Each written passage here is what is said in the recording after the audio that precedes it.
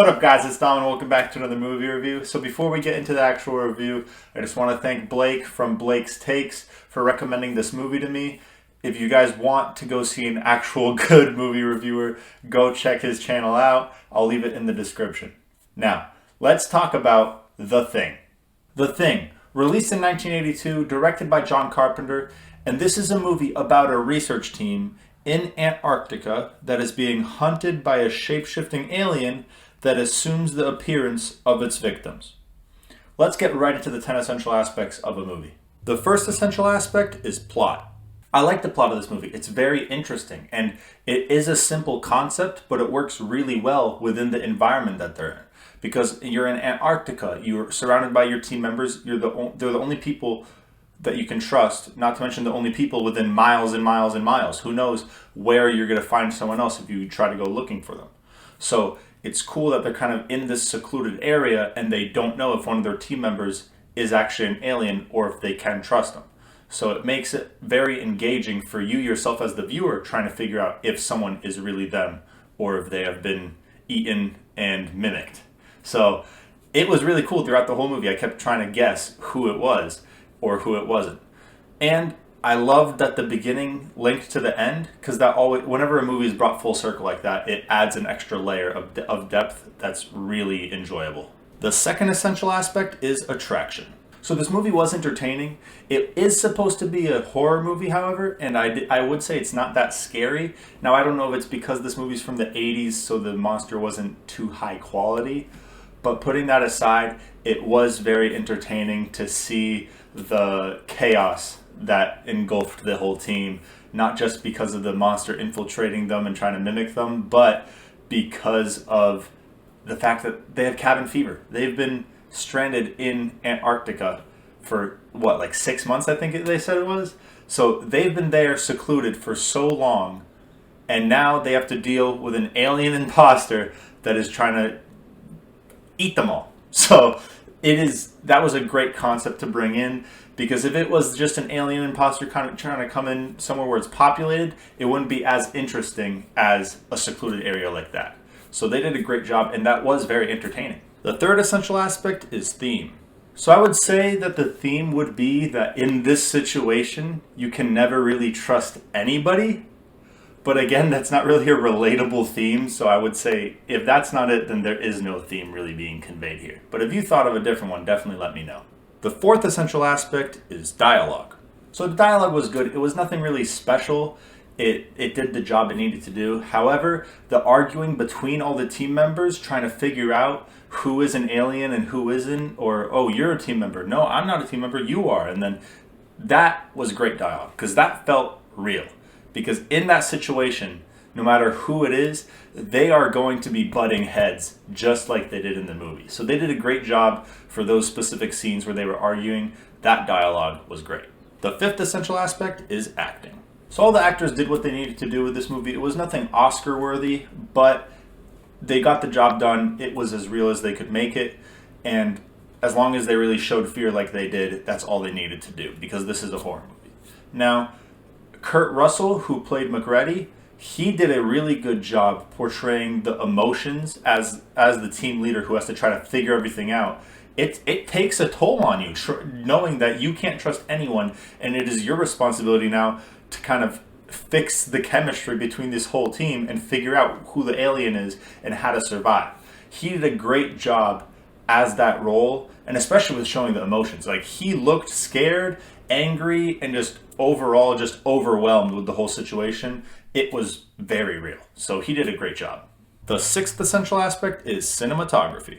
So the main emotion that this movie should be trying to convey is fear, because of course it's a horror movie. And they did do a good job with the concept. Being stuck in a secluded area with a alien that's trying to eat you, I mean, that is scary. If I was in that situation, I would be scared.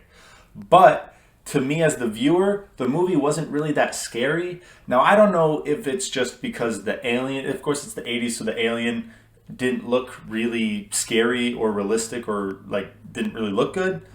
And that could be it, because most of the time I wasn't scared. I was nauseous because of how gross looking that alien was. But I mean, the setting was awesome looking. Like the Antarctica, especially when it was at nighttime or in that like evening time where it was like the snow was blue, that looked really cool. And I love that they chose Antarctica instead of just the classic for secluded like space or in the desert, because all the snow makes it really look cinematic. So they did a great job with that. I just wish they kind of upped the fear factor a little bit to give me more of a scare. Now, I'm not saying jump scares because that wouldn't really help, but at least add some extra fear into that movie to make it more of a horror movie.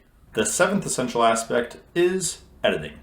So this movie is an hour and 49 minutes long, and honestly, I think it's paced excellently. I think that they chose a great length for it to not really get too repetitive or boring towards the end, but it had time to really stretch out the plot, really give you that, well, attempt at giving you a lot of scares and making sure that you actually care about the characters whilst they're obviously getting hunted down and eaten, because it actually adds that emotional factor that makes it a better movie. So they did a great job with actually spacing it out and giving it the time it needs without really milking it.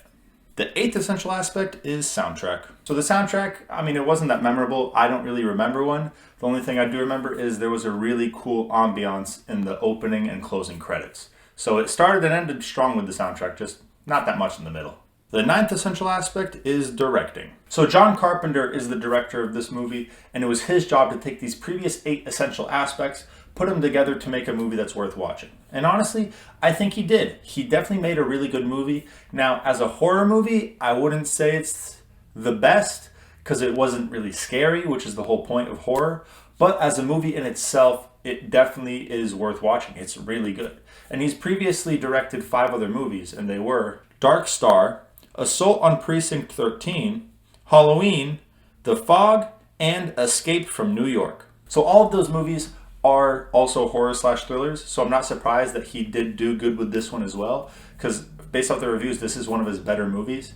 And obviously, it is more of a thriller than a horror, but it's still a great movie. So he definitely improved from the previous ones, and in this movie, he did a great job flowing with the concept and made it a movie that is definitely worth watching. And the 10th essential aspect is time. I don't even think if you guys need me to tell you if it stands the test of time or not, because this movie is 42 years old, and it's still a great movie. So obviously, yes, it does stand the test of time. Now, onto the reviews. So this movie definitely was well received. Rotten Tomatoes critics gave it an 84%, Rotten Tomatoes audience gave it a 92%, and IMDb gave it an 82%. Now, this was a great movie, and I definitely want to rewatch it again. The concept was awesome. However, I think I'm going to agree with IMDb, because it is a great movie, and I love it, and I'll definitely rewatch it plenty of times. However, since it is supposed to be a horror movie, and it didn't quite reach that horror aspect where it's actually scary, that really did knock it down for me a little bit. I think if it was truly scary, then it would probably be up at the 90s, honestly. But I just think it does, at the point that it is now, deserve in the low 80s, which is still really good for all time. And finally, the rankings. Where will The Thing rank in its year, decade, and in all time? Let's find out. So, in 1982, it's going to take the first position, as it is the only movie that I have reviewed in that year. Now, in the 1980s, it will take the first position above Howard the Duck. Now, Howard the Duck is still worth watching. It is the first Marvel movie ever made, which is why it's interesting. Otherwise, it's not the best movie. It really is towards the bottom of my all-time list so far. So I'm not surprised that I want to put The Thing over it. I don't really think I need to spend time talking about why. And now, in all time, it's going to take the third position. It's going to be above Fall Guy and below X-Men Origins Wolverine. Now, The Fall Guy was definitely more entertaining, but of course, that's what the movie was made for. It is an entertainment movie. But the concept of The Thing was so interesting to me. I loved that movie simply for its concept. It really did push it high up. I didn't know if I wanted it above or below The Fall Guy, but I ended up putting it above just because there isn't a lot of movies with that concept. And it's so cool to have a secluded group be infiltrated by someone that can be anyone. Those arguments and trust issues throughout the whole group is very entertaining and definitely worth a watch. Now, X-Men Origins Wolverine is still better. I love Wolverine's origin story. That movie is awesome. It scratches the itch that I was looking for. It is more entertaining. I just definitely think that it is the better movie. If The Thing had extra horror and actually was scary, I might put it above that. Honestly, I wouldn't be surprised if that actually goes higher up for me. I just think as where the movie is right now, it is just not as good as X-Men Origins Wolverine. That's all I have for The Thing. If you enjoyed this review, make sure to leave a like and subscribe, and make sure to comment what movie you want me to review next.